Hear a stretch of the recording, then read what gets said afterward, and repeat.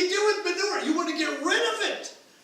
If we would have this vision of our past and our past thinking and of all the different things in the past, that it's like manure. Why? So that I may be enriched in the reality of knowing Jesus Christ and embrace Him as Lord in all His greatness. I've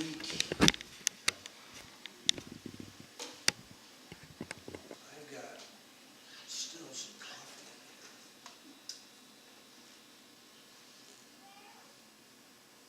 in here. In order for me to be full of water,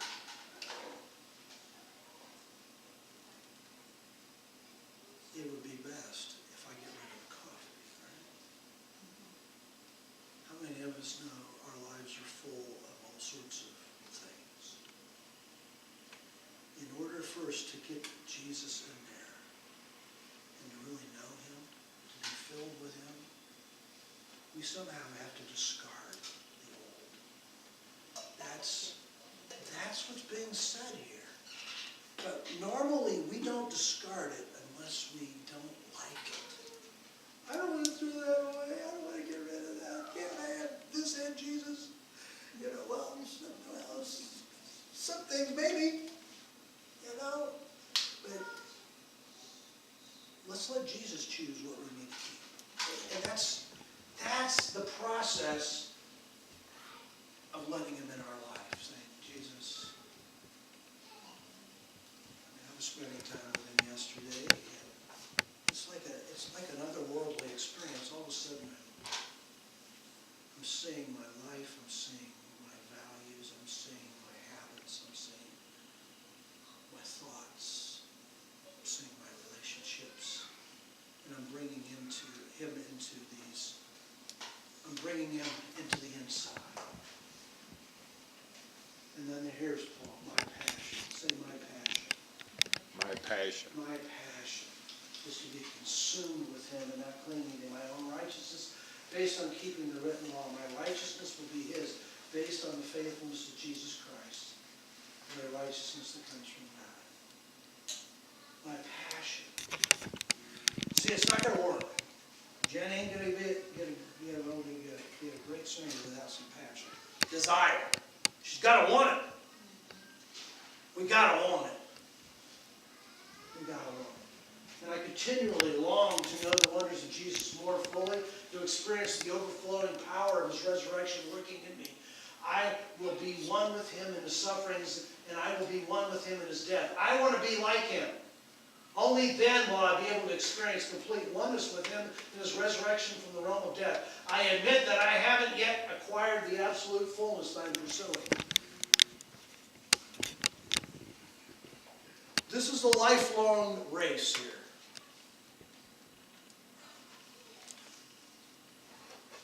Here's Paul, man. He's writing from jail. He says, I'm a prisoner for the Lord. He's not a prisoner of the Roman government. And he talks about joy in the book of Philippians almost more than any other book. And I don't know about you, from jail, that jail and joy don't seem to jive. But that's, he's sort of like David Rain. It was a platform. And guess what? If Paul was not in prison, we wouldn't have these letters because he'd be out there. Mm-hmm. It was grace that we have this letter. He was locked up and he wanted the message to get out, so he wrote some letters to these churches.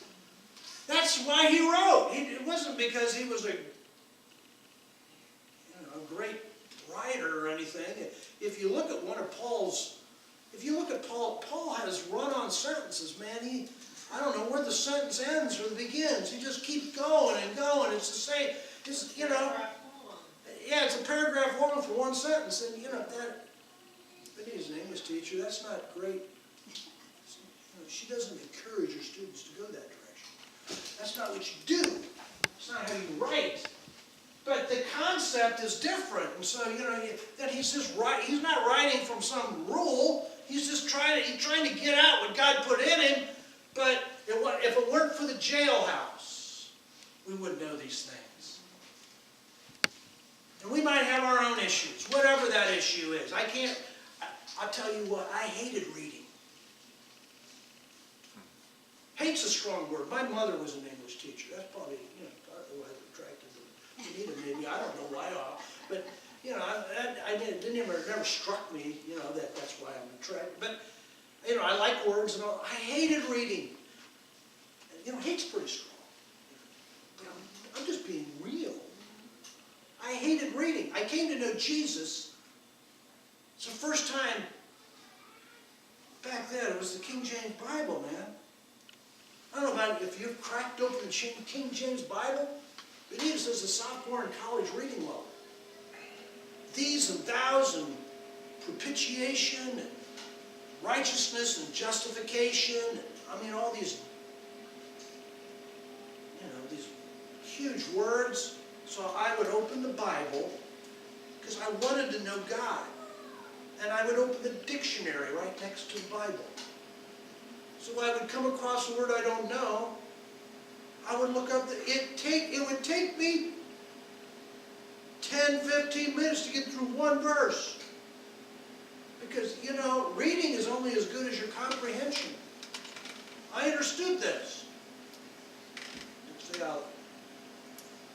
It made me do things I never would have done on my own. I hate it. I don't hate it.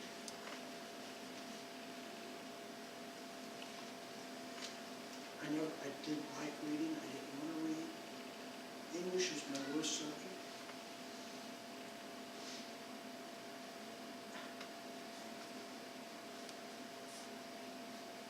Back when I graduated, you didn't have to take 4 years of English in high school. You have to now. I only took 3, and it hurt my mother. It did. I didn't want to take. I hated it. I didn't like that teacher. The teacher was boring. I couldn't follow a teacher.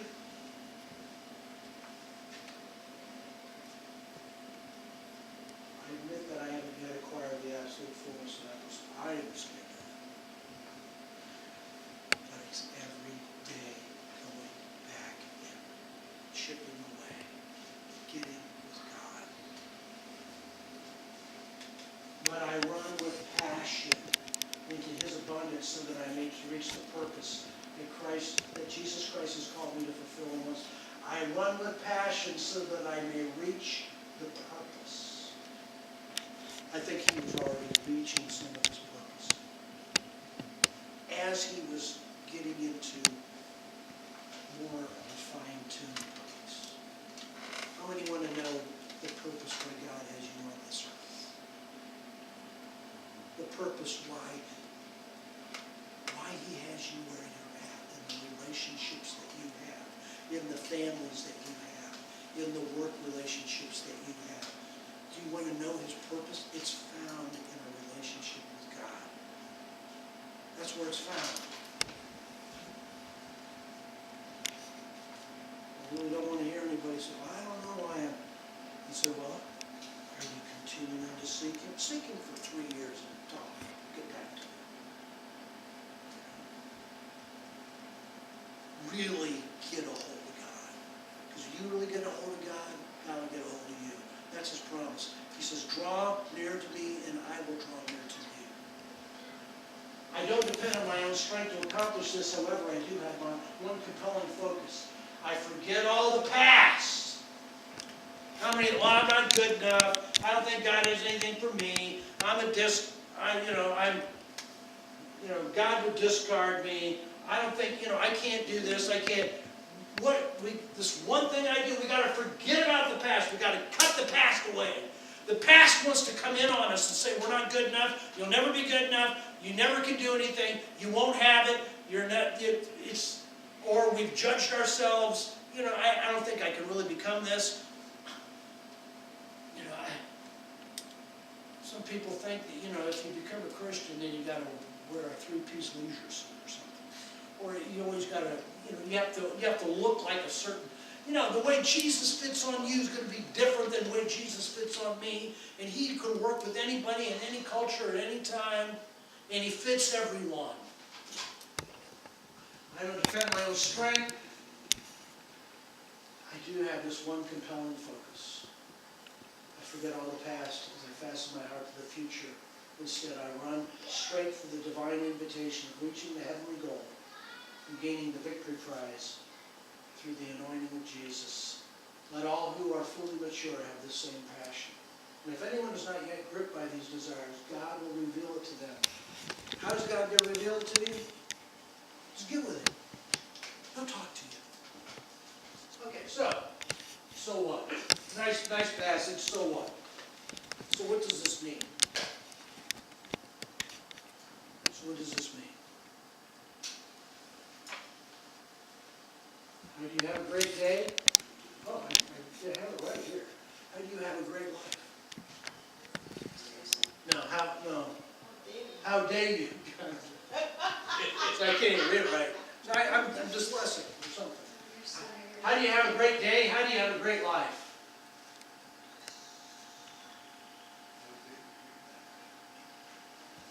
One day at a time.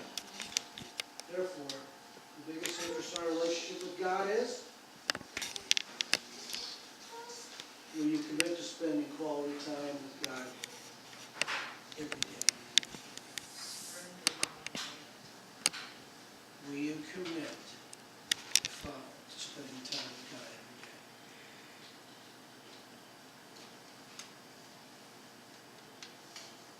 So where do I start? Start by being honest. Lord, I don't know how to spend time with you. That's how you start. Lord, I want to get to know you. Will you make this Bible make sense to me? Start with a readable translation. I'd suggest you don't start with the King James. God's in the King James. You can add the NIV, 7th grade reading level, or the Message, which is kind of a paraphrase translation. It's probably about the same. There are different translations out there. So God, please, can you help me? I want to get to know you. And then get some Bible helps. The Bible's been around for 2,000 years. There's all sorts of Bible helps, devotionals, sort of break it down for you. Because you always need someone to teach you. Or you can come to someone here and say, I don't know what to do. I would like to get into it, but I don't know how to get into it. I need help. And that's fine. We can have a newborn baby. You want them to come to know God eventually, so what do? You put Bibles in their crib. That ain't going to work. What do you got to do?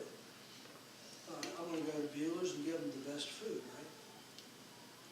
I'll go to the organic section. Forget about it. I'm going to give them the best of everything. Non-GMO, whatever. So you get the best steaks and the best vegetables and you throw it in their crib. Right? Well, I gave them food. They didn't do nothing with it. Now, what you got to do? You got to break it down. Put a little baby grinder. You've done that. You did that. A little baby grinder. They need milk first. They can't even do it. Everything needs broken down and they need bottle fed. And if we don't know really how to get a hold of God, we need somebody else to maybe break it down for us and feed us. That's true. There's nothing wrong with that. There's nothing wrong with that. So, will you commit to spending quality time with God every day? One thing I don't want you to do is that if you miss a day, it's sort of like a diet. You miss a day, you just throw it to the wind and say, I can't do this. You know as well as I do, that don't work. You try and you try and you try until it takes. I still remember the one person that, Weight Watchers, I joined Weight Watchers 7 times. Finally, on the 7th time, it does like took for me. Because I've heard people say, oh, it don't work for me. No, it can work for you. We have to get beyond ourselves to get there. It doesn't work for you, it It'll work if you work it. It'll work if you work it. But we have to get beyond ourselves. If we don't get beyond ourselves, it'll never work. We'll just have our own version of Christianity. And we'll miss the life. Let's bow. If that's your desire, just talk to God. Get honest with him. God, I'm hearing Ron. Listen, Lord, I pray you give us a desire for you. That you talk to our hearts. I find myself, it's going to be real here, I find myself every once in a while to say, man, I pulled my heart back. I'm not 100% in this anymore. And I just have to throw myself 100% back into it. I got to make every effort. I got to make every effort. So I'm just a phony. So God, help us. Along the way, we'll discover our tendencies and we'll discover who you are. Make yourself known to us. Draw us to you. And I pray that this would be a joy. This would be a joy.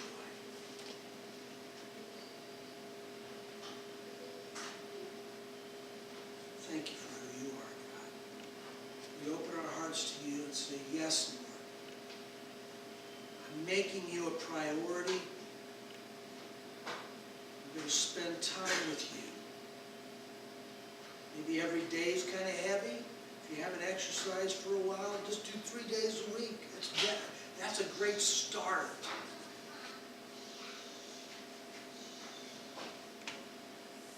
Thank you, Father.